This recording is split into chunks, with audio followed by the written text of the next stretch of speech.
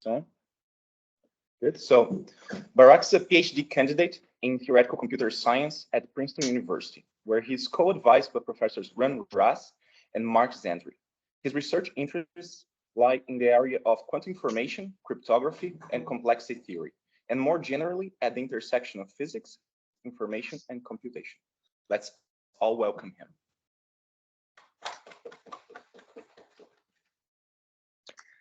Thank you so much for inviting me. It's really an honor to be here. I'm really excited to share this work with you. Yeah, let's begin. So this work is really about the difference between two important no-go theorems, and specifically from the perspective of efficient computation. So let's begin with the first no-go theorem. Most of you have probably heard of this. It's called the no-cloning theorem. And cloning is a task of creating two copies of a quantum state given a single copy.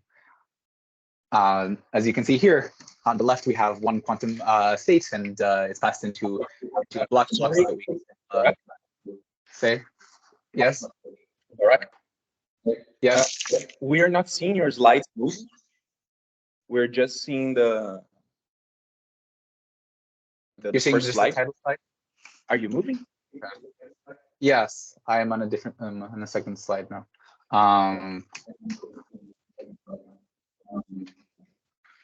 Oh, okay. I see slide 2. Yeah, now we're seeing slide 2. Okay. Okay, sounds good. Let me know if at any point it freezes again, but I guess I'll continue.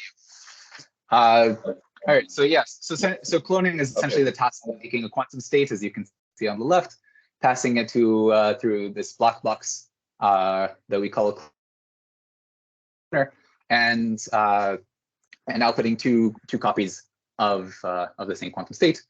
And the no-cloning theorem, which was proved independently by three different authors, says essentially that an unknown quantum state cannot be cloned.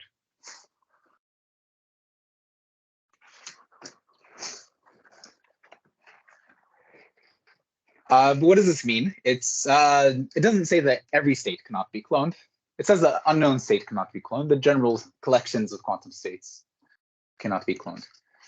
But if you have the collection of all quantum states on the right here, in purple, then the collection of clonable states is this yellow set inside of it. So essentially, the no-cloning theorem is saying that these are not equal, that this is a smaller set. Sorry, those noises are my dog. He's a 1-year-old puppy. So yes, so there are some quantum states. There's some collections of quantum states that can be cloned, and there are other collections that it cannot. And specifically, some, for example, any state that is classical can be cloned. So that is contained in this smaller set of clonable states. So now let's go to the second no-go theorem that I'll be talking today. It's called the no-teleportation theorem. And teleportation is the task of taking a quantum state and passing it through a classical channel. This might be confusing because it's the same name as a process called quantum teleportation, which uses entanglement. Here, anytime I say teleportation, I mean teleportation without entanglement.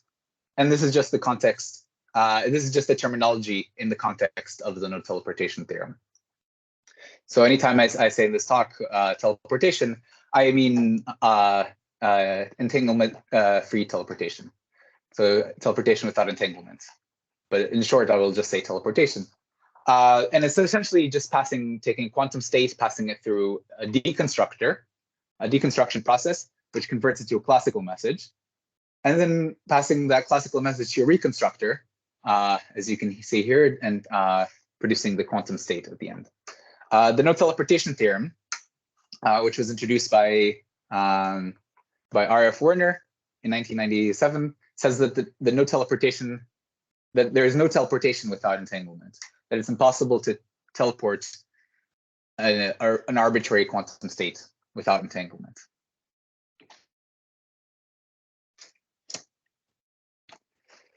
Again, like with cloning, this doesn't say that there are no states that can be teleported. It just says the general states cannot be teleported. So if we see the collection of all quantum states here on the right, the set of teleportable states is a subset of those the set of all possible states. And one thing that's easy to show is that the set of teleportable states is a subset of the set of clonable states. And the way they show this is by showing that teleportation implies cloning. And so it's easy just to see what you do is you assume that you are able to teleport. So you have a deconstruction and a reconstruction process. And what you do is you take the quantum state, you pass it once through the deconstruction process, and then pass it twice through the reconstruction process. In the middle, it's a classical state, so you can clone classical states, and that's not a problem. And that gives you 2 copies of the original quantum state. So this shows that teleportation is a subset of the clonable states. Teleportable states are a subset of the clonable states. What more can we say about it?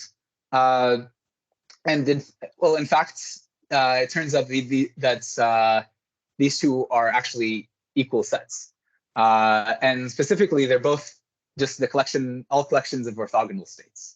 Any set of states that's approximately orthogonal is approximately clonable, is also approximately teleportable. By the way, feel free to stop me at any time if you have any questions or if anything's unclear. Okay, so now we want to consider efficiency. What happens when you consider efficient adversaries? Efficient cloning is just cloning with some circuits that's uniform family of circuits. You can think of it as just an efficient quantum computer. And so the set of states that are efficiently clonable, essentially clonable on an efficient quantum computer, is of course a subset of the states that can be clonable, that can be cloned in general. And the set of states that are efficiently teleportable is also a subset of the states that can be teleported. And again, here with efficient teleportation, we say that the teleportation is efficient if both the deconstruction circuit and the reconstruction circuit come from a uniform family of circuits. And it's easy to see that efficient teleportable states are a subset of efficiently clonable states in the same way that we said before. You pass it through the deconstruction once and then through the reconstruction twice. Now, what else can we say here? You might think that we can say the same thing that we said about the inefficiently teleportable and clonable states, that they're equivalent, and that these 2, the efficiently clonable and the efficiently teleportable states, collapses like it did for the inefficiently clonable and teleportable states. And so that's the question of does efficient cloning equal efficient teleportation? Our paper answers this negatively, at least relative to a quantum oracle. Essentially, we were saying that this is not likely.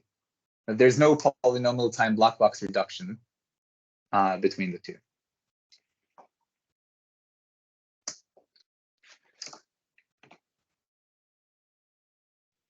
And what this means is that efficient cloning does not necessarily imply efficient teleportation. Our main theorem is that we give a set of quantum states, S, which is just which is indexed by some label Z, and quantum oracles relative to which S, this set, can be efficiently cloned, but the set nevertheless cannot be efficiently teleported. For those of you who like precision, we say that the set of states can be perfectly efficiently cloned, but it cannot be efficiently teleported with any non-negligible probability. And it can be efficiently cloned even in the worst case, but not efficiently teleported even in the average case. So essentially, it's the strongest kind of separation in this context.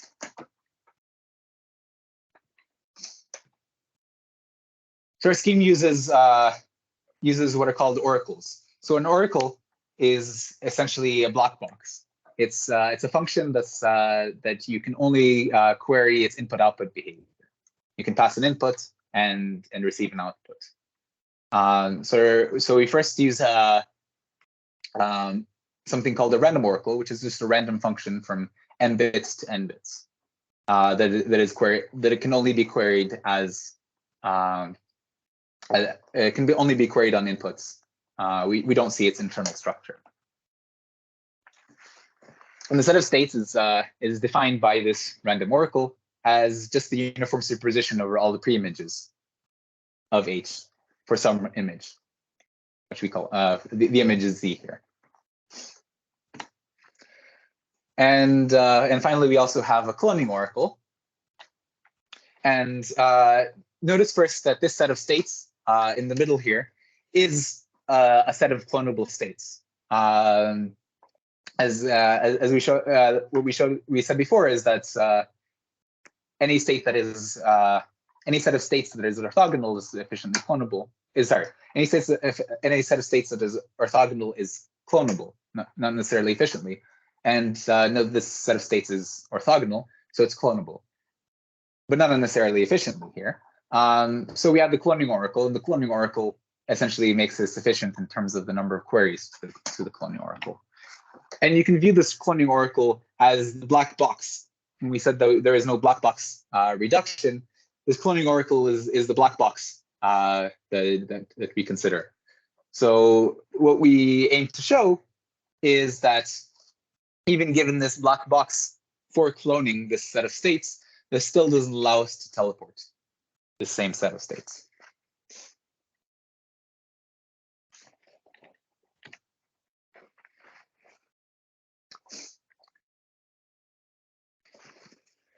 So we must what we must show is written as follows. We have these two oracles up at the top, and what we want to say is that this task is not possible, at least not efficiently, with respect to the number of queries to the oracle. And that is you get some challenge size E. You pass it to the deconstruction process to get a message C, and then you pass that message to the reconstruction to get the original size Z. So what we want to show is that any method for doing this is inefficient in the number of queries to the oracles.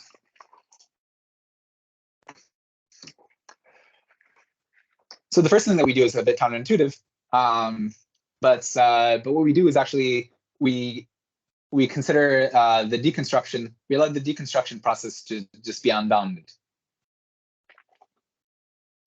and this might seem to make it more difficult to prove what we want to prove, because this gives it a lot more power.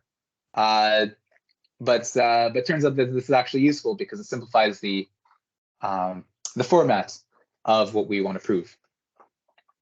And the reason for that is that if the deconstruction process is unbounded, then we can consider the message C that it outputs as just advice based on the challenge, based on Z. And note that it's not necessary to pass Z itself into the reconstruction, because it can, without loss of generality, it can be included in the advice. But if you like, you can also have consider it to be you pass the advice and the challenge to the reconstruction, and you want it to output the original state size Z. Excuse me. Is this Z the indices of your input state? Yes.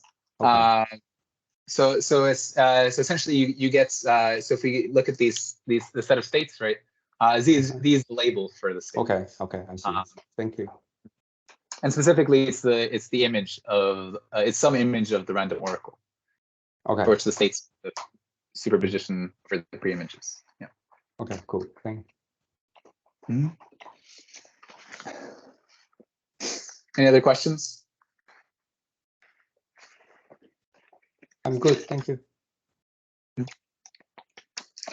think you can continue. Yeah. All right. So so now how do we do this? Well, what we want to show, just to recap, is that given these two oracles, the random oracle and the cloning oracle, we cannot reconstruct. We cannot even with a polynomial length classical device, we cannot reconstruct the state. And we do this in three stages. In the first stage, what we do is we just ignore the cloning oracle, and we show that you cannot reconstruct using just H. So the way that we argue this is that if the adversary can reconstruct psi z, they can also do this without advice, by just guessing the advice string. Though, of course, with significantly lower probability, exponentially lower in the size of the advice. But this is okay. And it just gives us like an exponentially small probability of success. But what we do then is we measure the output. We measure psi z to get random preimages, to get a random preimage of H, and we do this multiple times to get many preimages of the same z. And notice that this then gives a multi-collision for H. And Hamoudi and Magniez showed that this is much harder. It's much harder to find collisions than this method would give.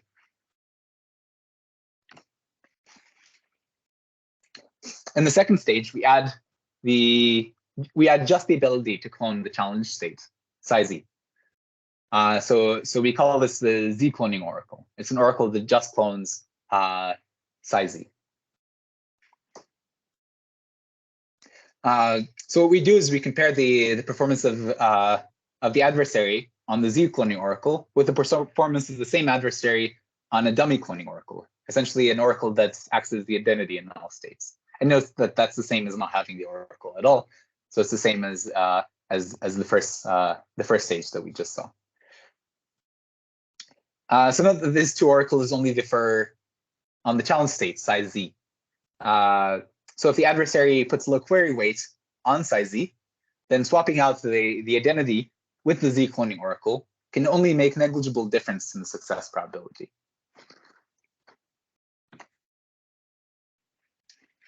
In the third stage, we show that the ability to clone other states doesn't help. The idea is to convert the adversary to an adversary that succeeds on the full cloning oracle to one that succeeds on just the oracle the oracle that clones just psi z. And we want to show that we can do this without sacrificing the success probability too much.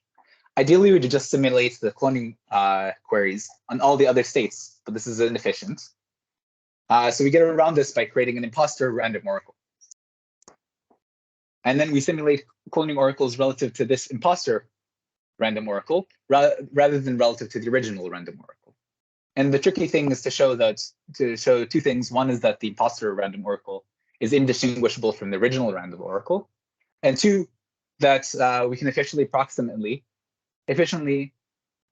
simulate cloning queries to the imposter cloning oracle.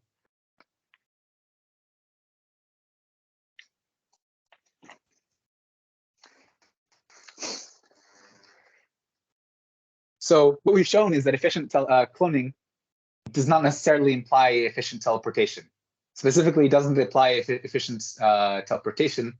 There are oracles relative to which efficient cloning does not imply efficient teleportation. I know that this differs significantly from the information theoretic setting, in which cloning is equivalent to teleportation. So this is very surprising. And so essentially saying that these two are not the same. These two properties are not the same. at least relative to at least for efficient adversaries. I noticed that this the proof of this the proof that that we give of that efficient cloning does not imply efficient teleportation goes through this intermediate step where we pass where we show that we cannot do this reconstruction process, which is essentially saying given an advice, output the state. And in fact, what we can do is we can just factor it out as its own no-go property, which we call the efficient reconstruction. And what we really show in this proof is that efficient cloning does not imply efficient reconstruction. Now, of course, efficient teleportation very trivially implies efficient reconstruction, because if you can efficiently teleport, then that means that you can both deconstruct and reconstruct efficiently. So specifically, you can reconstruct efficiently. And then if you follow the logic of the combination of these two arrows, then you see that then you get this this arrow that's efficient cloning does not imply efficient teleportation. Any questions about this?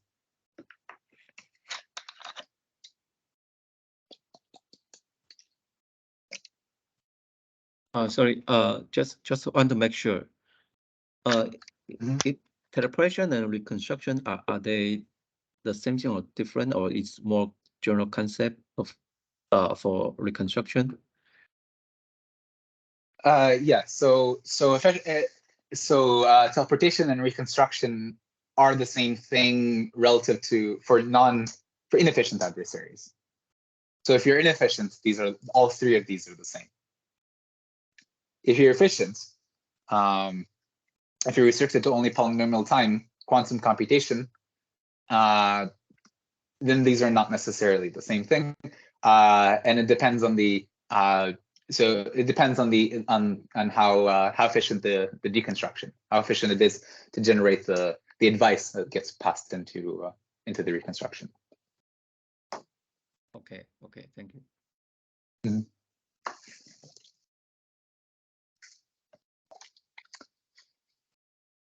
Okay, so now this reconstruction property is a new no-go theorem.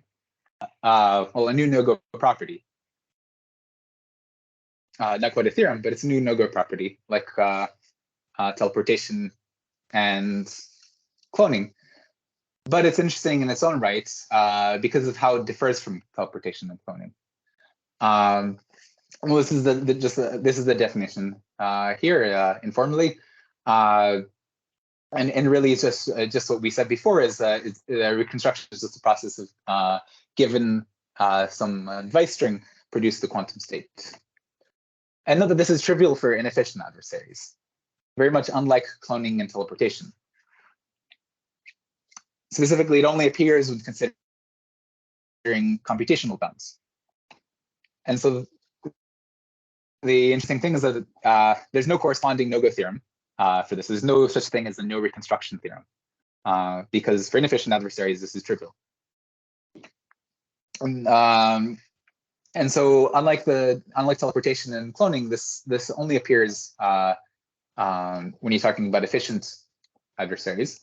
And so the question is, are there other such no-go properties that only become interesting once you consider efficient adversaries?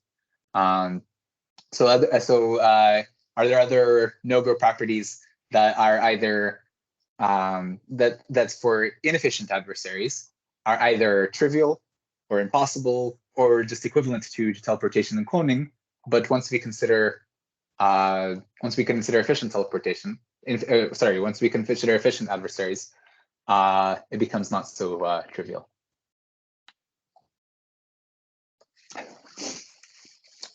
So any questions up till now, till here?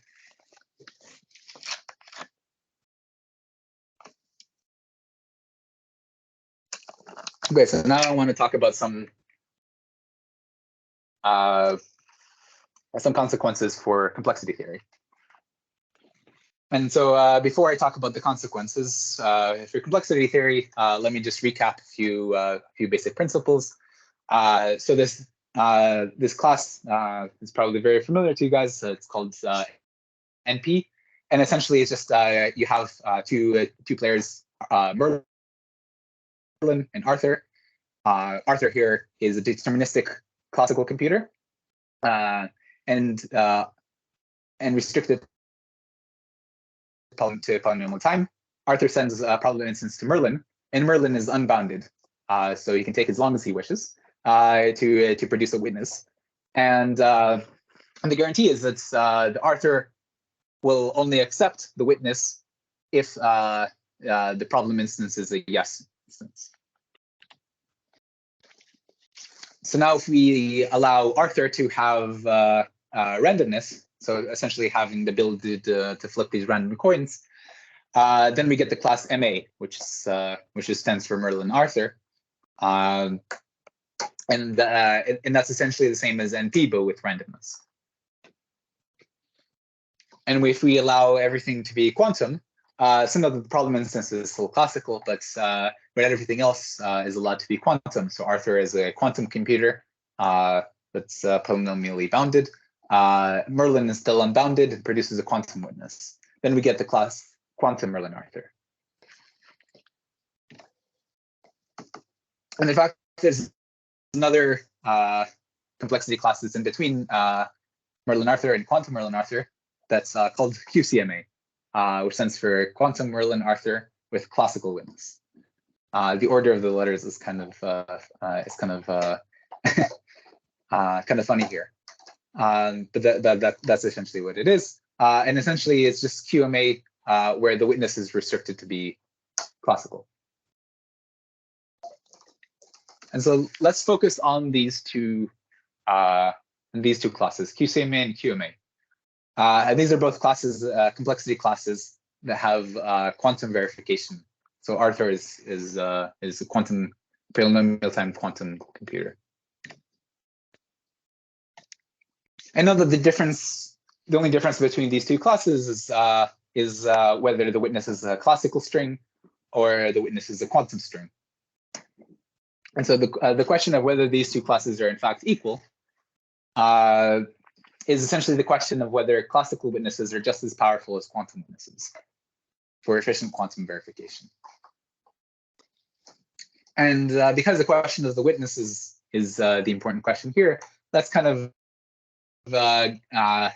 get rid of a lot of the diagrammatic things that we don't care about at the moment, and let's just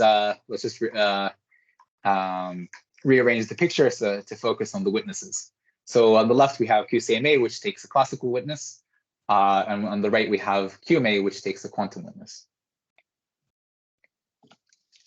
And so notice that these are really the same class, except for in QCMA you restrict the class of witnesses that are allowed to only be the classical witnesses. But what if we impose other restrictions on the types of allowable witnesses? What does that do to the complexity class? So this is a very strong restriction to restrict the witnesses to only be classical. But what if we restrict it, for example, to be only reconstructible witnesses? So instead of allowing every possible quantum witness, we allow only witnesses that are efficiently reconstructible. How does that affect the complexity class? Well, it's easy to see that this is in between QCMA and QMA. But what might be slightly less trivial is that this actually is equal to QCMA. So allowing reconstructible quantum witnesses does not increase the power of the class from just classical witnesses. And the intuition behind this is just that if you have if there's a reconstructible quantum witness, then that means that there is a reconstruction process for it. That means that it can be reconstructed from a classical device. So just give that classical advice as the classical witness. Of course, we still need to show that that there are no reconstructible quantum witnesses that cause Arthur to accept when he shouldn't. But that's the main idea. but now if these two are the same, then let's just collapse them into one, and let's just keep the definition where QCMA is now defined in terms of the witnesses being quantum but reconstructible. So QCMA is essentially can be defined alternatively as the state as QMA, but where the witnesses are required to be efficiently reconstructible. Now, what if we give other no-go theorems, other no-go properties to restrict the witnesses? So, for example, let's consider what happens if we restrict the witnesses to be clonable. So we saw just earlier that the restriction that the witnesses are clonable is not necessarily the same as the restriction that it's reconstructible. Because clonable states are not necessarily the same as not necessarily reconstructible. And it's easy to, and when the straightforward thing to say is that this is in between these two classes. It's in between QCMA and QMA. And for lack of a better name, let's call this clonable. Let's call this class clonable QMA, which is quantum Merlin Arthur, but with clonable witnesses. Hello. Yes. I'm wondering what is like quantum witness? Like a witness, I will consider it as like a inequality, but like I just a bit confused about like what is the form of quantum witness? Like why it is like reconstructible? Right. So reconstructible, it means that this it comes from a set of states that are efficiently reconstructible. Essentially, a set of states that were given some advice string, you can reconstruct. You can efficiently produce the quantum state. Does that make sense? Okay. And the set of clonable states is a set of states where if I give you one copy of that state, you can efficiently give me two copies of that same state. Mm-hmm. Does that make sense? So the quantum witness is like a function I can put in the quantum state, and you give me some number like as some inequality. Then the state, if I can reconstruct the state, then this is reconstructible quantum witness. Or so the witness itself is just a quantum state. It's just a quantum state like in QMA. Yeah, it's a quantum state just like in QMA. Except just we restrict the possible quantum states that are allowable. Okay. So instead of allowing in QMA, we allow all possible quantum states. In QCMA, we allow only quantum states that are classical.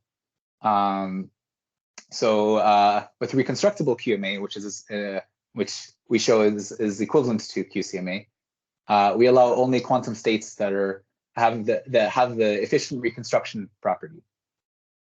And that efficient reconstruction property is defined as you can efficiently reconstruct it, but the witness itself is just a quantum state. It's just a subset of it's just a quantum state that comes from this subset of all possible quantum states. Does that make sense? Okay, and then the classical part, like what is the witness there? Then are you asking about this here? But the QCMA previously, like you have like another MA part, like NP part, and you have like classical witness. Then this classical witness is I don't know, like in this picture, then the quantum witness is a set of quantum states. But then what is the classical witness? So a classical witness is it can be seen in two different ways. One is just it's a string, it's a classical string, just a sequence of ones and zeros. But another way to view it is as a quantum witness, but restricted to the computational basis. Okay, thank you. Mm-hmm.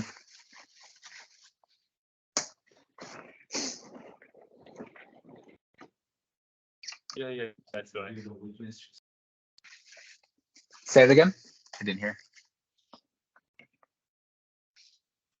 Can you repeat the question? Sorry, we are discuss like because I'm confusing with like when in entanglement theory we use like any equality as witness.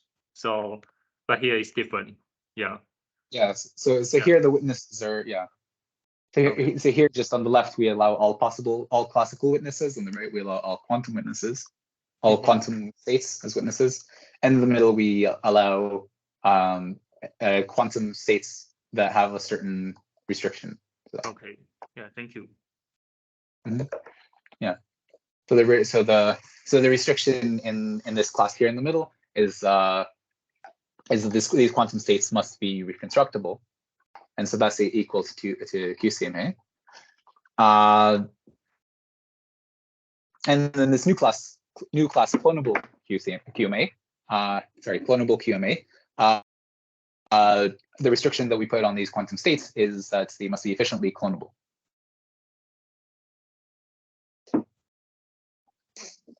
And so the question is a natural question is it equivalent to either QCMA or QMA?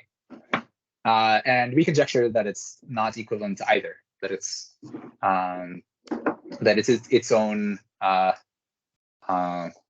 class that's in between the two. So we conjecture that these two that both of these containments are strict. Of course, there's no hope of showing this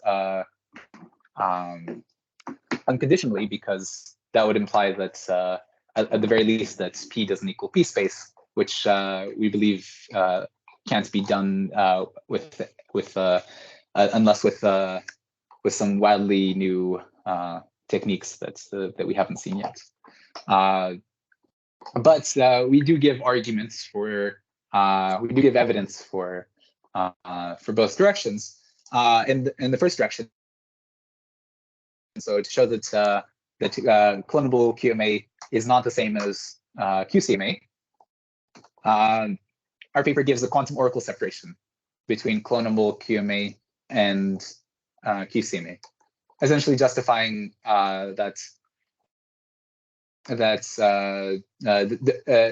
giving evidence towards the notion that having a clonable witness gives you more power than having a reconstructible witness or a classical witness. And this separation uses essentially the same oracles and the same set of states as we use to show that clonable to show a set of states that is clonable but not reconstructible. And so it's just a direct consequence. I note, by the way, that this gives an oracle separation between, as a consequence, gives an oracle separation between QCMA and QMA. And this is just this is something that's already known. It's already known an oracle separation between these two, and we just say something stronger, which is that there's an oracle separation between QCMA and an intermediate class, clonable QMA. So what about between the higher two classes? Is clonable QMA equal to QMA? And we don't have an oracle separation for this yet. But this doesn't seem to be the case.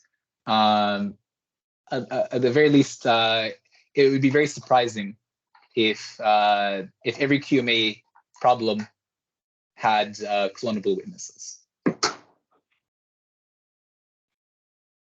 And moreover, the difference between these two classes is precisely where the realm of quantum money lies, because quantum money is specifically public key quantum money gives a set of states that are verifiable, so they're in QMA, but you want that these states are not clonable. So if clonable QMA is equal to QMA, this essentially invalidates all of public key quantum money.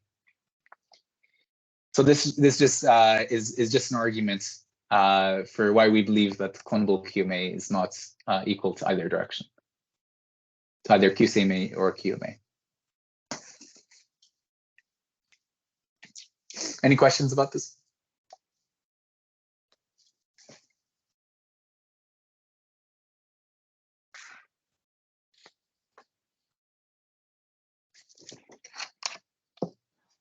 I think.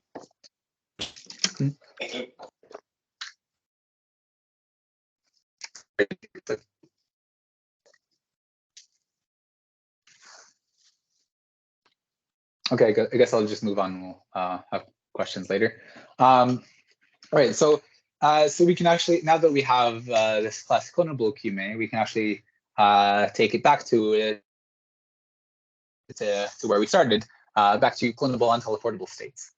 And what we do is we take some problem that's some decision problem that's in clonable QMA, and we use it to give clonable-Unteleportable states. And really, you can do this with any problem that's in clonable QMA, but not in QCMA.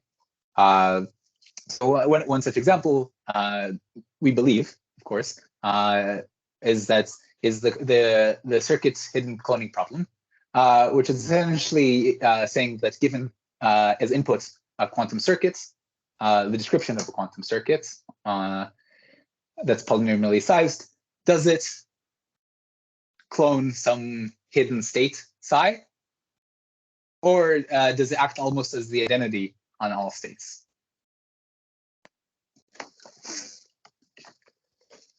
And for one, this the circuit hidden cloning problem is in clonable QMA. It's easy to see because if it's in the if it's a yes instance, that means that this circuit clones the psi, which means that you can just give psi as the witness, and of course C clones it. So there's a polynomial size circuit that clones it. That's the main idea. There's a bit of nuance, of course, but it is in clonable QMA. Now, ideally, we'd want to show that the circuit hidden cloning problem is not in QCMA. It's not in the class of problems where the witnesses are classical, or rather reconstructible. But of course, as we said, showing this unconditionally would imply that P doesn't equal P space, which we don't believe is possible with the current techniques. So we just conjecture and say that if the circuit hidden cloning problem is not in QCMA, then this gives rather directly a set of states that is efficiently clonable, but it's not efficiently teleportable, which is back to what we were trying to do from the beginning. But now just note that this is under this gives us a set of states that is clonable but not teleportable under a computational assumption rather than relative to quantum oracle. Any questions so far?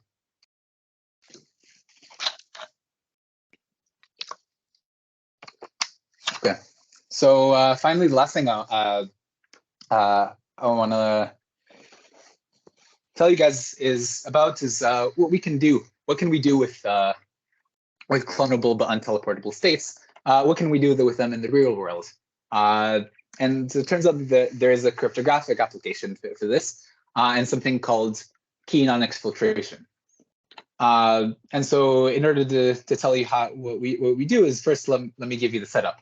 So the setup is as follows. So you have a quantum, we have some server. So first of all, let's consider a classical world with the server, and that server say is maybe a Google or Amazon server that gets cryptographic queries. You have clients that send it queries, for example, decrypt this for me, or encrypt this for me, or whatever other cryptographic task. So there's some secret key that's stored on the server, and the guarantee that you want, which is a very strong guarantee, is that even if the adversary is able to completely take over the server, say some virus infiltrates the server and completely takes over the server, you want to guarantee that this adversary cannot exfiltrate the key. So this adversary essentially cannot send the key to from the server to an outside adversary in blue, who then now has the key. So you want to make sure that regardless of what happens, regardless of if the server is compromised, the keys always stay on the server. This might, at first glance, this might not seem possible, but it is possible even in the classical sense, even in the classical world, just not very efficiently. And then there's a classical solution due to DiCrescenzo, Lipton, and Wellfish, which essentially the rough idea is to have a really large on the server. So large, in fact, that's if an adversary were to take over and try to exfiltrate the key to an external adversary, they'd be caught before they were able to exfiltrate the full key, and without the full key on the outside, the outside adversary can really do nothing with it. And as you might imagine, the problem with this is that you have to limit the bandwidth between the server and the outside world, and of course we don't want that, because maybe your server queries for millions of customers every moment. You don't want to limit its bandwidth just to ensure security. And two, this cryptographic key is not really big, and anything that you want to do with this key, anytime you want to make changes, or you want to back it up to any process that you want to do, you at least have to read the whole key, which might be very large. So this is not that great a solution. So what can we do in the quantum world? In the quantum world, suppose that we have clonable-unteleportable states. Then actually we can do much better. And just keep in mind that here the task is the same task. It's the same classical task. So the server is just running classical cryptographic tasks for its clients. So the clients are still the same clients, just the server is now a quantum server, but it's still doing the same thing. So essentially, the clients are sending a classical queries, and it's responding with classical queries. Specifically, all the communication with the outside world for the server is still classical, but internally it's quantum. So for example, it can store a quantum key on the server. And suppose that this key is a clonable but unteleportable state, then you could make copies of this key in order to run it in parallel on all of the different processes that you want to run. So for example, if you have millions of clients all sending you queries at every moment, you can run them all in parallel for efficiency, and then destroy the extra keys whenever you don't need them. But on the other hand, because this key is unteleportable, if an adversary were to take over the server, they would not be able to send the key to the outside adversary because of the no-teleportation property. Any questions about this?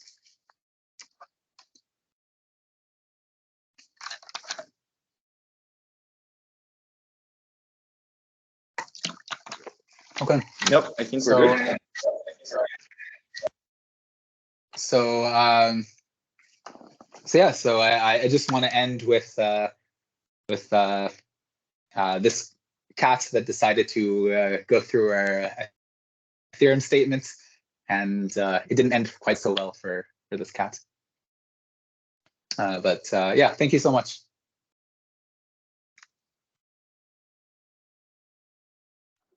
All right. Thank you for the very nice presentation.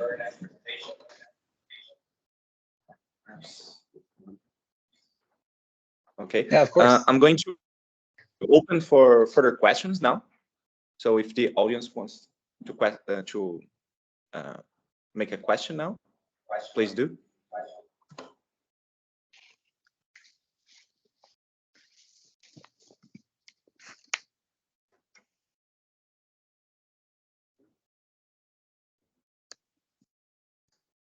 Thank you for the nice presentation. I just want to ask basic question.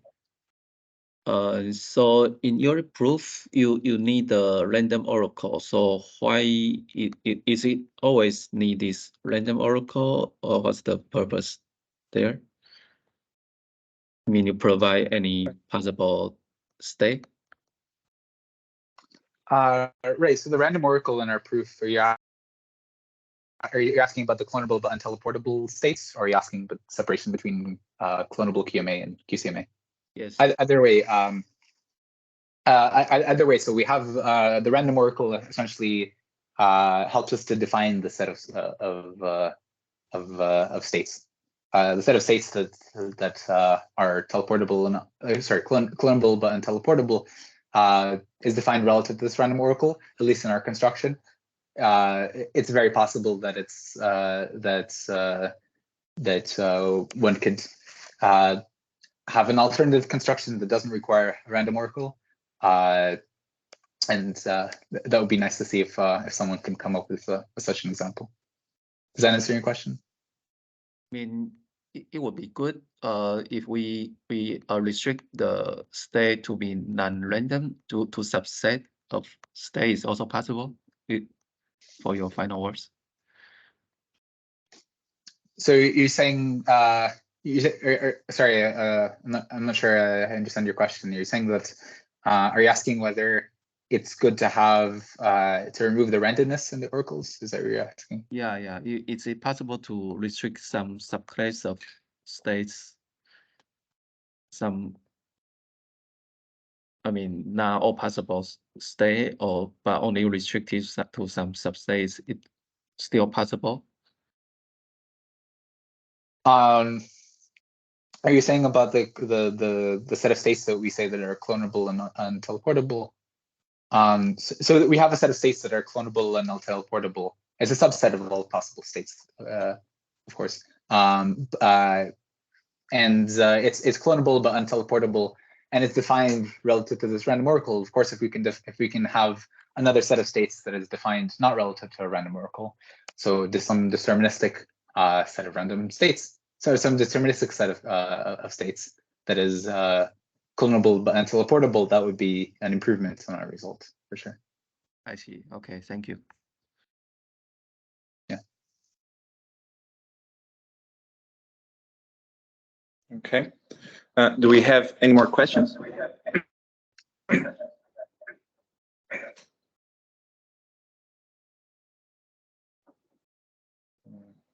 Okay, perhaps I have a very small one. You mentioned cryptography, and I know Yes. that there's a result about quantum homomorphic encryption in the quantum setting that was published a while ago. And I wonder if there's any connection between what you did and their work. I think the set of states that they use, it's perhaps the same that you showed here. So there's any connection? Honestly, I'm not familiar with this work, so I'd have to read about it. So I just don't know yet, but it's a good question. Okay then, thank you. Yeah. Thank you. If there are no more questions, then let's thank our speaker again. Okay, thank you. Thank you very much for your nice presentation. Thank you. Yeah. I'm just going to stop the recording. Thank you so much for having me.